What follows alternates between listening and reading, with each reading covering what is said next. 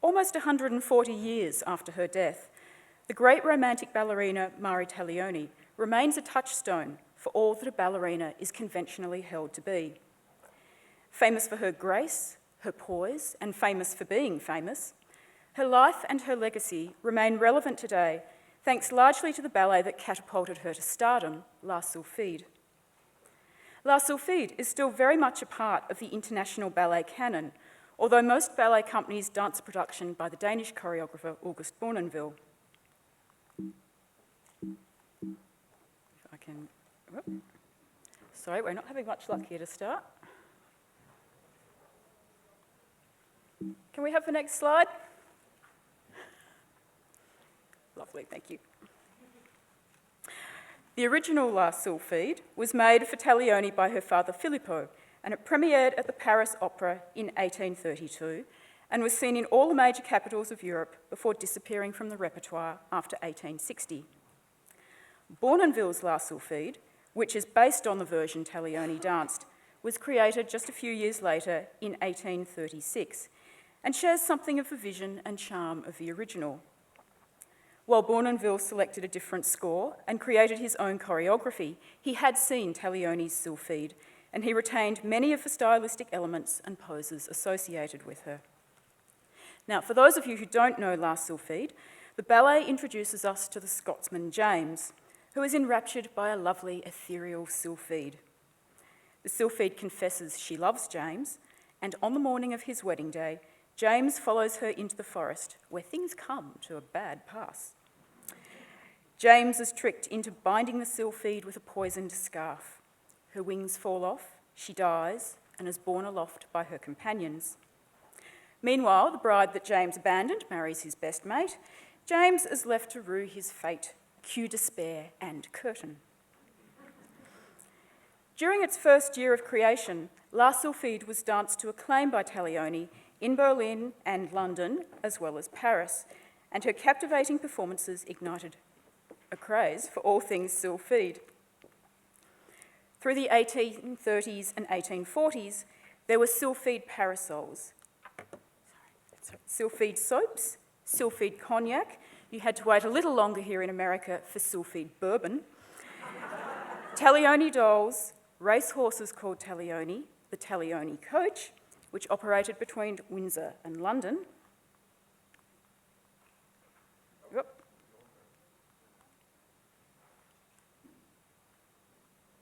There we go, now we're in business. Not to mention a breathtaking number of souvenir portraits, etchings, and lithographs of Taglioni, including prints based on this iconic painting by Le Paul, showing Taglioni resting languidly by James. However, above all, it was Taglioni's relationship with fashion that carried her fame into the households of aspiring middle-class families throughout Europe and Britain and across the Atlantic to the New World. As luck had it, Taglioni's lifetime coincided with the heyday of the Illustrated Women's Fashion Journal, and Paris then was very much both epicentre of fashion and fashion publishing. Significantly, though, at the start of Taglioni's career, censorship restrictions in France shaped the content of fashion journals in ways that benefited theatre artists. Forced to avoid content that was overtly political during the Bourbon Restoration, French journals came to rely on a compelling, light-hearted blend of instructive fashion news, social gossip, and theatrical reportage.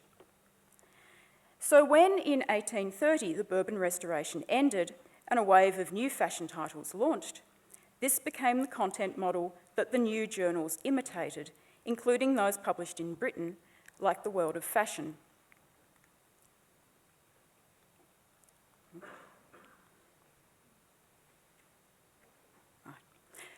This plate gives us an excellent idea of that nexus between the social reportage and the theatrical reportage. The plate here is from 1830, August 1830, but it's actually reflecting events that had happened the previous June. And there were two key events. One was the succession of William IV to the throne. So the lady we see in the royal-looking robes is his new queen consort, Queen Adelaide. But the other major social event of June had been Marie Taglioni's debut at Her Majesty's Theatre. So that's Taglioni, you can see in the middle there, in the top of her portrait. The figure in the national dress costume has sometimes been thought perhaps Taglioni, but I think it's coincidental. I think that is just reflecting the vogue for national costume at that period. This popular blend of fashion and theatre reportage meant that by Taglioni's day, new fabrics, designs and accessories were often christened using the names of stage celebrities or allusions to favourite productions. When the composer Daniel Aubert scored a hit with his opera Le Dieu et la Bayadère, which incidentally starred Taglioni, clothing designers and fabric importers embraced the warm exoticism of the Indian dancing girl or bayadère to promote bayadère shawls and bayadère dresses. On the eve of Taglioni's appearance in La Sylphide, her name was adopted to describe a fashionable shade of grey available as a watered silk for dressmaking. 4 years after La Sylphide, Taglioni's performance in La Fille du Danube was commemorated by the launch of a new taffeta dubbed Waves of the Danube. But the success of La Sylphide took this relationship to a new level. La Sylphide had been tailor-made to suit Marie's unique abilities. Her dancing was unlike the more muscular style of her contemporaries, and she steadfastly avoided the flirtatious mannerisms and stage coquetry encouraged by an early generation of ballet masters.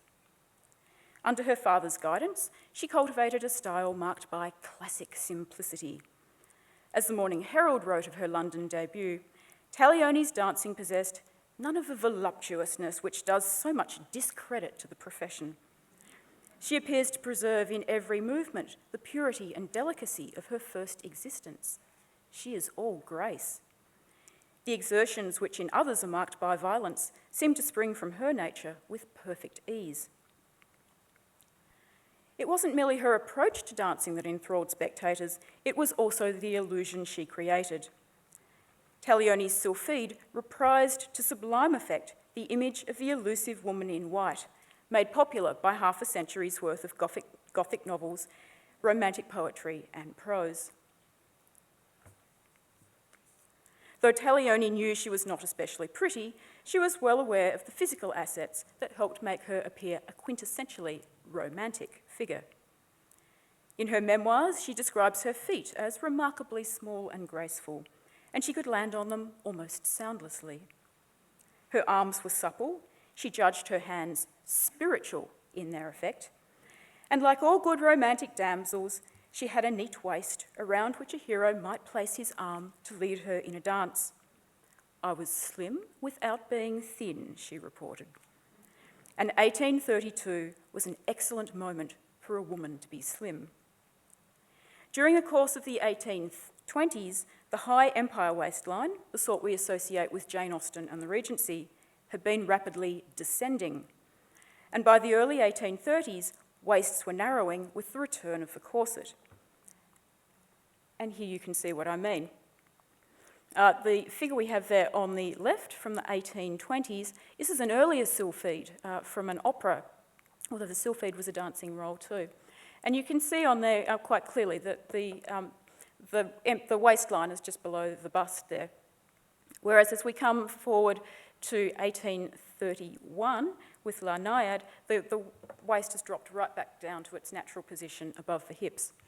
The costume for La Naïade, incidentally, is thought to be very similar to what she was wearing for La Sylphide. Now, I stress waists because one of the first items of clothing Taglioni promoted was a corset. And not just any old corset. This was Monsieur Josselin's recently invented, automatically unlacing corset mécanique. In the same year that La Sylphide premiered, his corset received a gold medal from the French Society for the Encouragement of National Industry. It was considered a worthy contribution in the field of orthopaedics. Several months later, French journals reported that his corset had been adopted by Taglioni, who, more than anyone else in the world, could appreciate the advantage of a corset which, without interfering with the grace of the movements, can be instantly unlaced.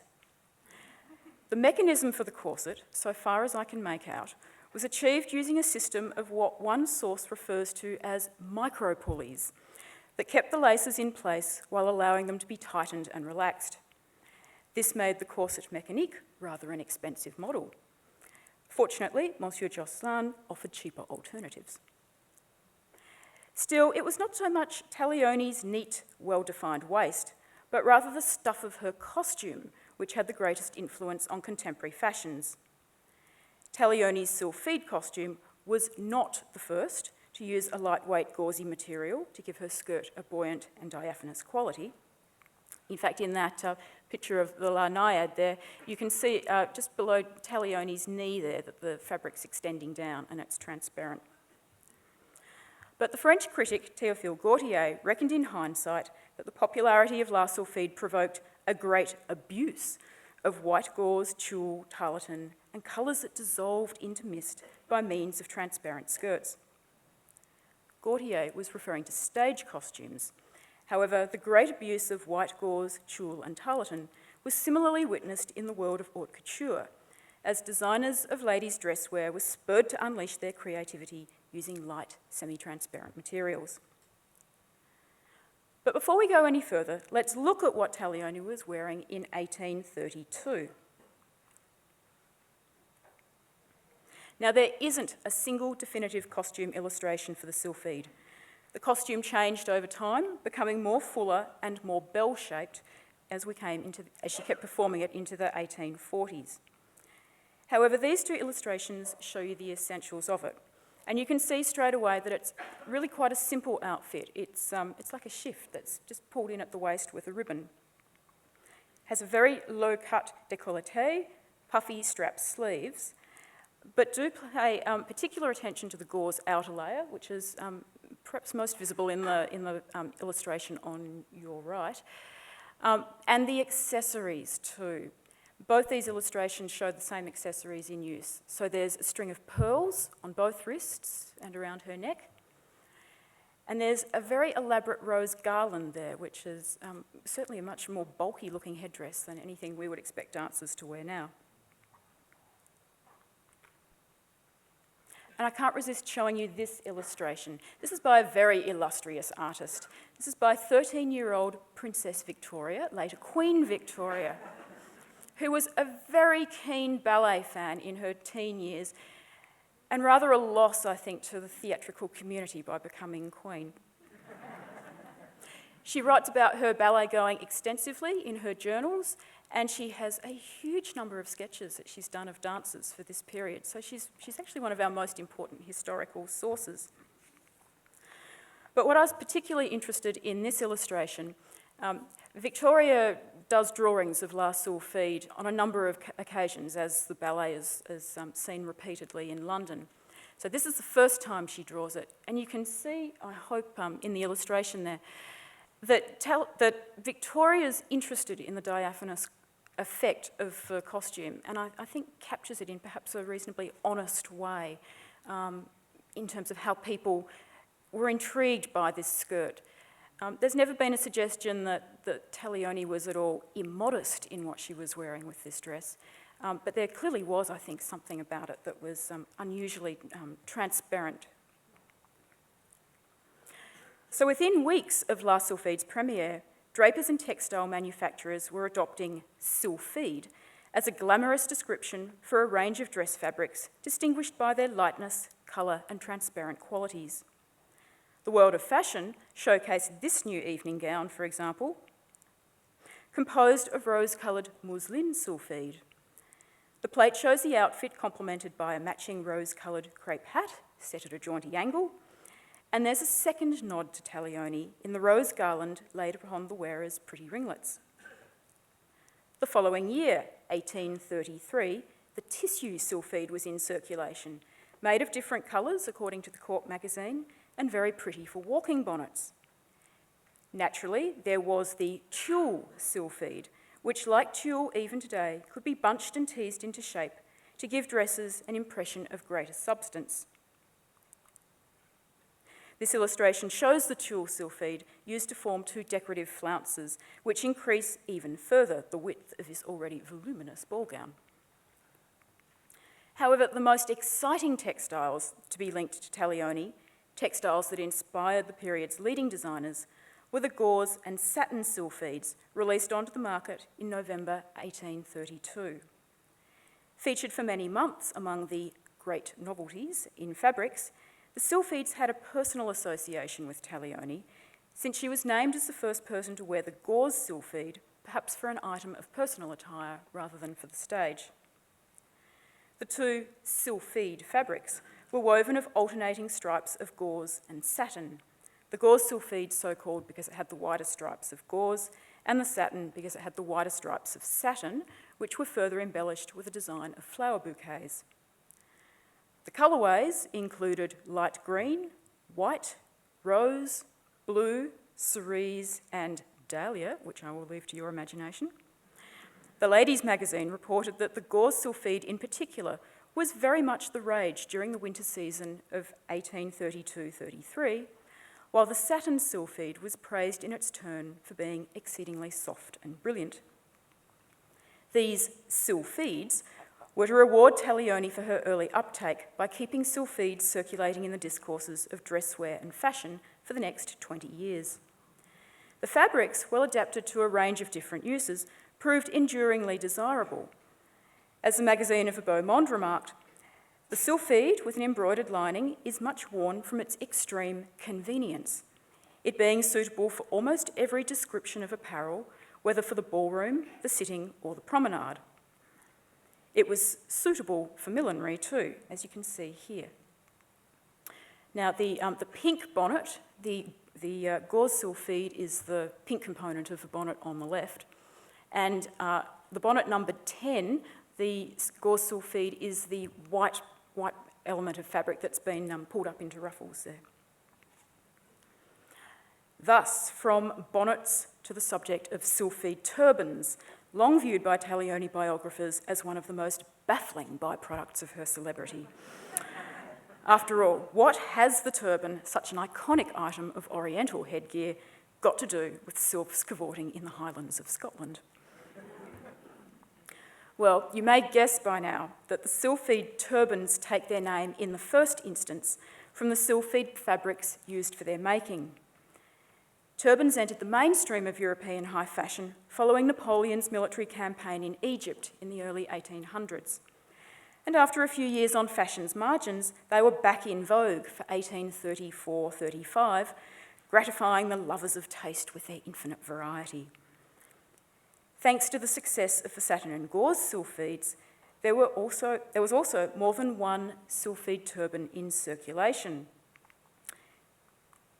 Townsend's magazine featured this turban sylphide in 1834, with the fabric twisted in a high dome over the head, finished with a few well-placed floral embellishments. However, in late 1834, illustrations of another sylphide turban were released, this time the creation of Maurice Beauvais, a leading designer of women's headpieces, bonnets and hats. Beauvais' Paris atelier was described as an extraordinary realm dedicated to the aerial, the light, the vaporous, to gauze, cashmere, feathers and flowers, gold, silver and silk fabrics. His turban sylphide, an elaborate confection of pleated fabric formed into a fan over the head, was considered to be adapted to very youthful features. Nothing can be imagined more poetical than this headdress.